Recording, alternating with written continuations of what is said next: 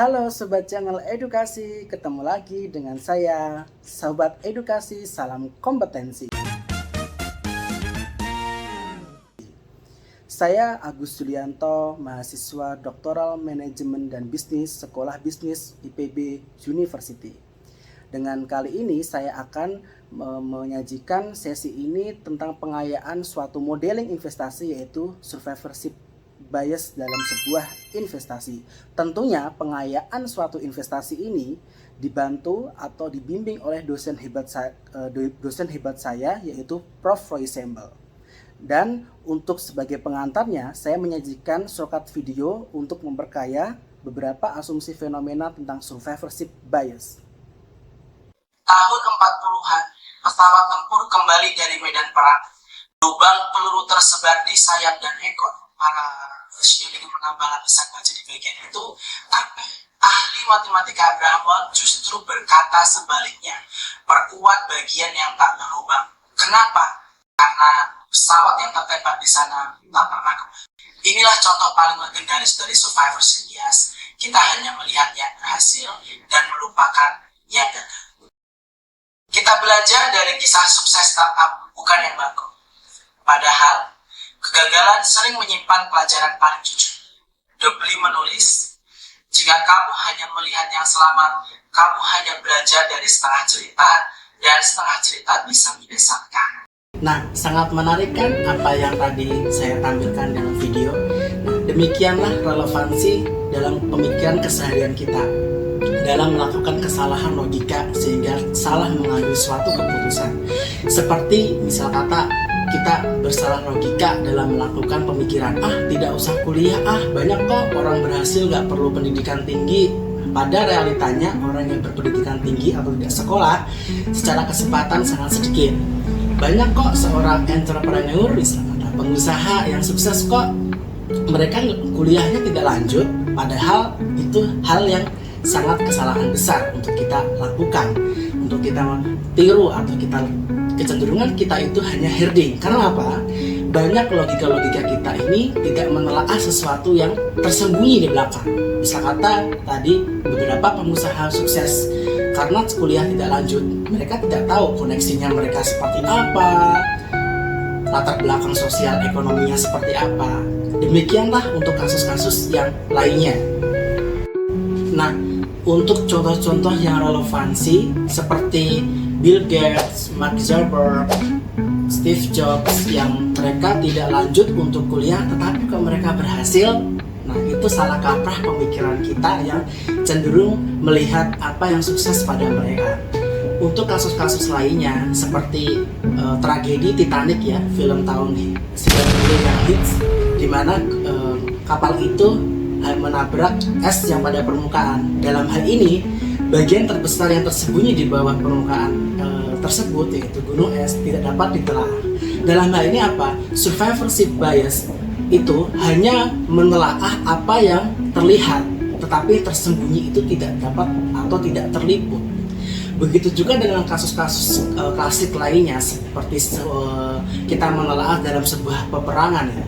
Dalam sebuah peperangan kita menelaah anggota atau prajurit yang selamat. Justru yang tidak selamat itulah alasan mereka tidak dapat kembali dan perlu untuk dapat dilakukan penelaah. Demikian untuk penyajian tentang beberapa fenomena dari sebuah asumsi klasik kesalahan-kesalahan logika kita dalam melakukan suatu pemikiran survivorship bias. Nah, bagaimana sih survivorship bias ini dalam diaplikasikan ya dalam sebuah relevansi suatu keputusan atau investasi? Nah, berikut saya sajikan. Kalau tadi beberapa contoh fenomena studi kasus empirik atau studi klasik dan bagaimana penerapan secara general tentang survivorship bias ya. Nah, pada kesempatan ini saya akan memaparkan bagaimana sih survivorship bias itu direlevansikan atau diimplementasikan dalam sebuah model investasi. Nah, dalam dunia investasi sering kali kita melihat kesuksesan yang terpampang nyata dalam kehidupan kita, tetapi banyak tersibak ribuan kegagalan yang tidak terlihat.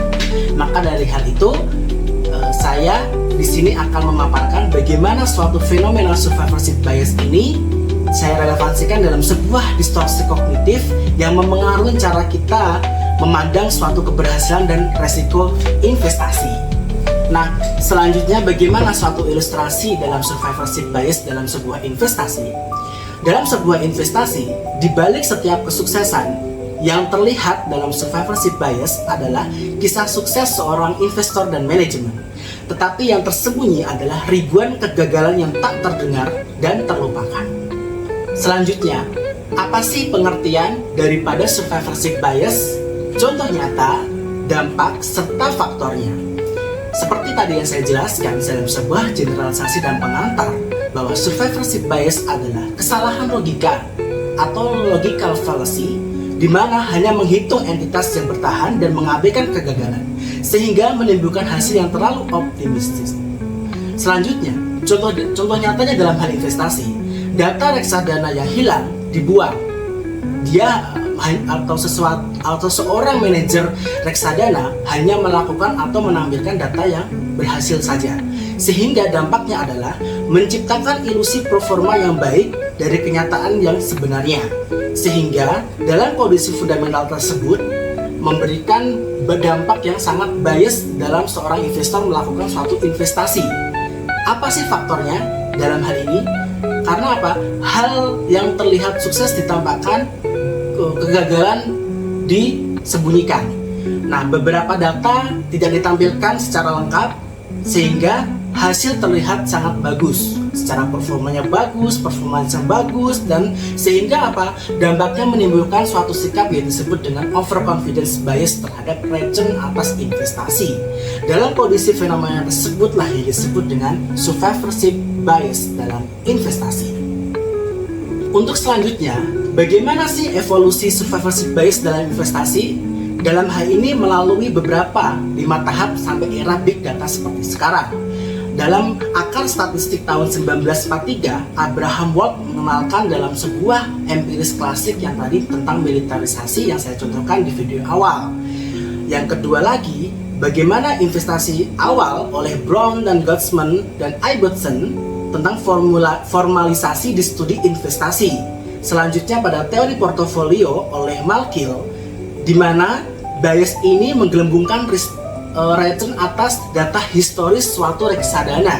Sedangkan pada era selanjutnya tentang behavioral finance oleh Taleb tahun 2007, bahwa integrasi behavioral finance, investor hanya melihat kisah sukses dari sebuah keputusan investasi sehingga berdampak pada suatu sikap overconfidence bias. Selanjutnya pada era 2010 sampai era big data sekarang di revise oleh teori Fama dan Friends, Kosowski, Kramers, dan teori penegas Fama dan Friends tadi, bahwa isu metodologi dalam pengujian metode harga aset hanya menampilkan data-data yang berhasil saja dan adanya kesenjangan data yang tidak berhasil, tidak dapat, atau kinerja portofolio atas aset tertentu ditutup dan tidak ditampakkan.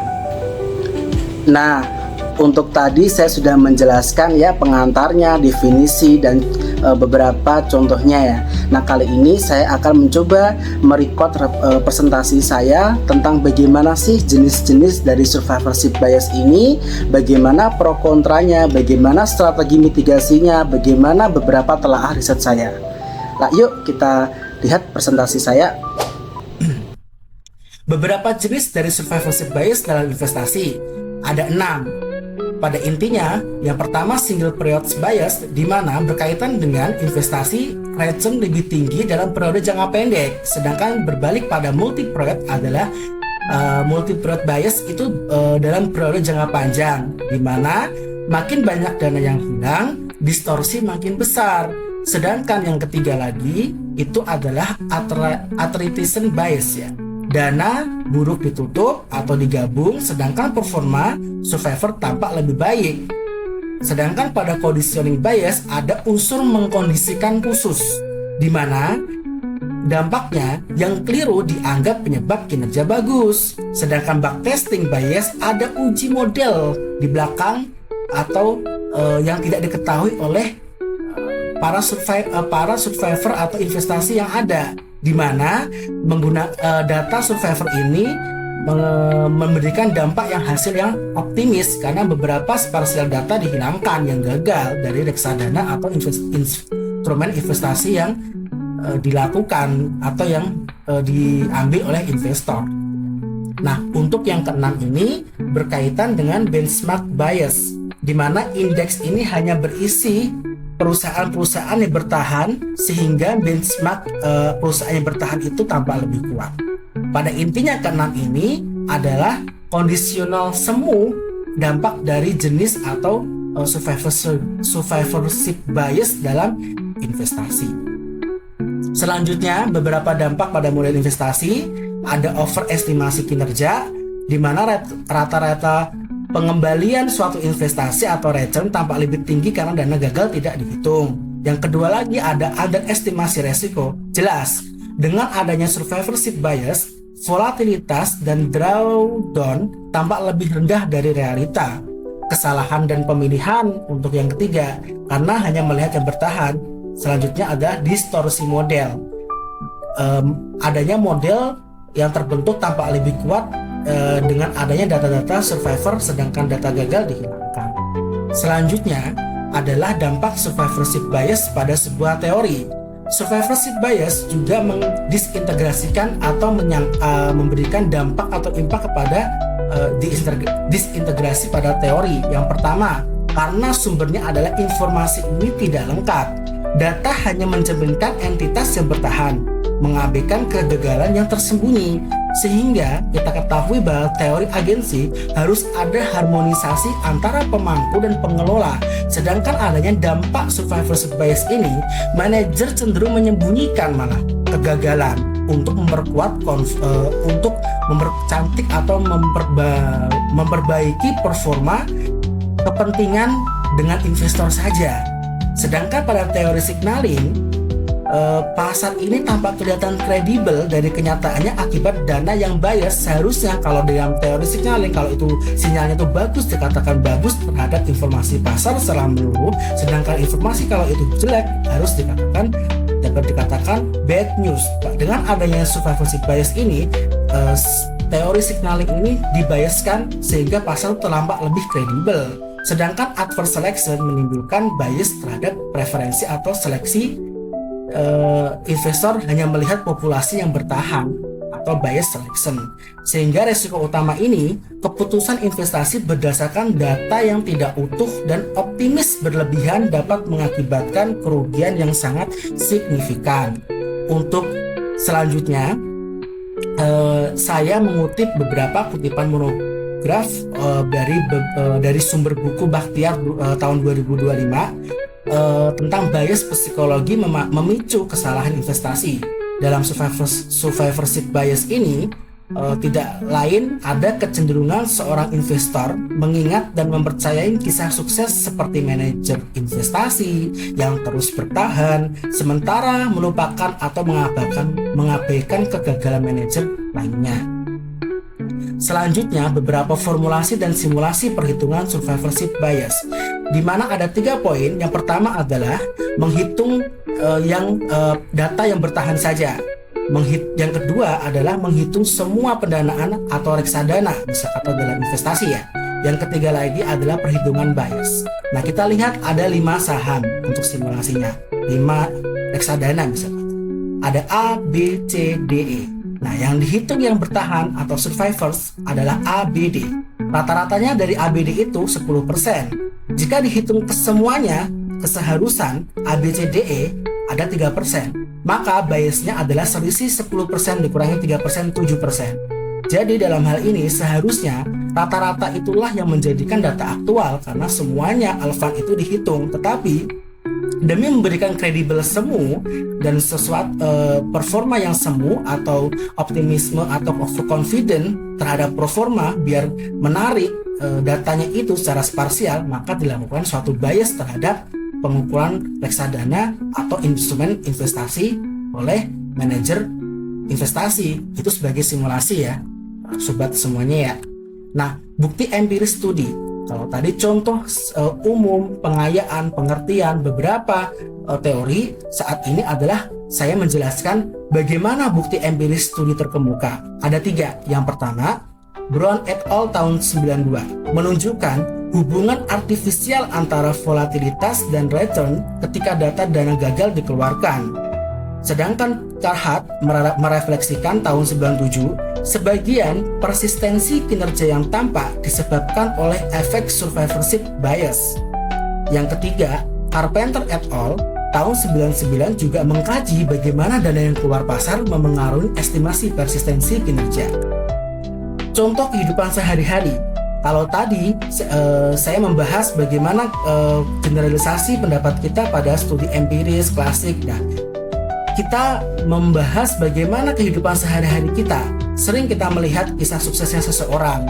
Dalam usaha startup kita memandang 90% gagal, kita hanya mendengar 10% yang berhasil. Tidak difleksingkan 90% gagal itu apa. Yang nampak, wah ini kaya, ini mewah, rumahnya bagus, berhasil, bisnis kripto, bisnis startup. Orang ini nggak perlu capek-capek kerja, nggak perlu zaman covid nggak perlu kerja dari rumah, itu capek dan sebagainya. Atau mungkin yang nggak perlu kuliah atau drop out sebagainya. Nah, apa sih yang faktor keberhasilan yang ditampakkan dalam survivorship bias ini? Bukan hanya kerja keras, tapi juga keberuntungan yang harus diperhitungkan, waktu, jaringan, dan privilege. Pelajaran penting, jangan hanya idolakan yang sukses, pelajari kegagalan untuk keputusan yang realistis. Selanjutnya, saya mengkaji satu artikel, sebenarnya beberapa artikel, tapi ada satu artikel yang menarik, di mana merasionalisasikan saham domestik ya oleh Hendrik, saham domestik Amerika, agar investor Amerika atau luar Amerika ya, investor luar Amerika juga tertarik pada saham domestik ini, di mana saham domestik ini seakan-akan dibikin bagus terhadap saham global S&P atau SPY 500. Ternyata setelah dilakukan suatu koreksi bootstrap, saham-saham domestik ini memiliki nilai koreksi atau nilai yang survivor sangat rendah, sehingga dapat diklaim adanya unsur fenomena bias, survivorship bias, di mana hanya reksadana yang bikin kinerja baik yang bertahan dan yang buruk pada saham-saham domestik Amerika ini dihilangkan. Sebagaimana gambar proporsi portofolio terlihat. Sebelum koreksi bisa dilihat pada tabel berikut, 475% dana bisa mengalahkan SPY. Tetapi setelah dilakukan koreksi bootstrap 30 tahun penuh, hanya 5,5% portofolio yang benar-benar harusnya outperform. Dalam hal ini, survivorship bias membuat hasil awal terlalu optimistis karena dana buruk cepat mati dan tidak ikut dihitung. Selanjutnya, ada kritik survivorship bias dalam investasi. 1. Dalam sudut pandang yang terbatas, hanya fokus pada yang berhasil dan berhasil sehingga menyesatkan, gagal ditutupin. Nasihat bias, bisnis dan saran sering didominasi oleh para penyintas, mengabaikan keberuntungan, padahal keberuntungan walaupun berapa persen itu sangat penting memengaruhi politik skill pada kita. Ilusi kelaziman, kesuksesan terlihat lebih umum dari kenyataan. Iklan yang manipulatif, adanya strategi pemasaran yang sering memanfaatkan bias ini, efek field drawer, kegagalan dan hasil negatif tidak dipublikasikan. Selanjutnya, strategi mitigasi adanya kita menggunakan transparansi data, pertimbangkan apa yang tidak boleh dilakukan. Publikasi hasil data termasuk yang gagal, tidak signifikan, dan replikasi. Yang ketiga, selalu bertanya, apa yang terlewat, apa yang tidak terlihat. Gunakan kalau perlu beberapa metode seperti simulasi Monte Carlo dan pendekatan bootstrap. Manfaatkan kebetulan, sisi positif dari faktor keberuntungan. Investasi seperti skin murni, faktor keberuntungan yang tadi saya sampaikan. Begitulah cara mengatasi bias survivorship ini agar apa? Kita dapat melakukan keputusan investasi yang lebih rasional, lebih tepat, cermat, dan lebih baik. Pro dan kontra survivorship bias. Kok ada ya pro dan kontranya? Tentu. Sebagai pemanis parsial aja, kelebihan daripada survivorship bias ini tentunya ada. Analisisnya yang praktis. Apa itu? Fokus pada entitas yang masih aktif atau relevan di pasar saat ini. Yang kedua, daya tahan strategi. Menunjukkan perusahaan atau dana yang bertahan memiliki model bisnis yang lebih kuat. Lalu apa tuh kontra dan atau kekurangannya itu? Yang pertama, menggelembungkan return historis. Yang kedua, mengurangi akurasi riset. Risiko kegagalan tidak diperhitungkan. Yang ketiga, menyebabkan overconfidence investor. Yang keempat, menyulitkan regulasi dan transparansi pasar. Selanjutnya, dari paparan ini saya memberikan konklusi dan rekomendasi. Yang pertama, dampak survivorship bias ini membuat data investasi tampak lebih baik dari kenyataan karena hanya menampilkan yang bertahan. Konsekuensinya apa? Menyebabkan overestimasi return dan underestimasi resiko. Model investasi tampak lebih menjanjikan dari realita. Solusinya apa? Gunakan data lengkap, metode koreksi, dan analisis sensitivitas untuk model investasi yang akurat dan kredibel. Untuk rujukan daripada pengayaan pemaparan sesi ini para sobat, berikut adalah daftar pustaka di mana para sobat bisa untuk mensitasi atau memperkaya pendalaman lebih dalam tentang survivorship bias agar kita tidak terjebak dalam sebuah ilusi angka sebuah investasi, agar kita menggunakan logical fallacy kita untuk terus lebih baik, bukan ke arah jera, suram, atau kredibel yang semu. Demikian pemaparan terhadap ini, dan saya memberikan closing talk sebagai berikut. Pada kesimpulan akhir ini, saya memberikan penutup sebuah closing talk, yaitu pemikiran umum dari sebuah kesimpulan pada sesi ini yang semoga bermanfaat ya. Berbicara sukses bukanlah berbicara tentang hal yang bertahan hidup, melainkan berbicara siapa yang gagal di dalamnya. Dalam bisnis dan kehidupan, perlu memahami tentang apa itu bias penyintas atau survivorship bias untuk mengambil langkah atau keputusan investasi yang lebih bijak dan tangguh. Berinvestasi bukanlah hal tentang kalkulasi dari sebuah angka, tetapi juga memahami dari biaya-biaya apa yang telah hilang. Seorang investor yang bijak akan menggunakan keduanya untuk membuat keputusan yang lebih rasional, bijak, dan lebih akurat. Demikian paparan pada sesi ini, sampai ketemu di sesi-sesi selanjutnya. Salam semangat, salam kompetensi. Bye-bye.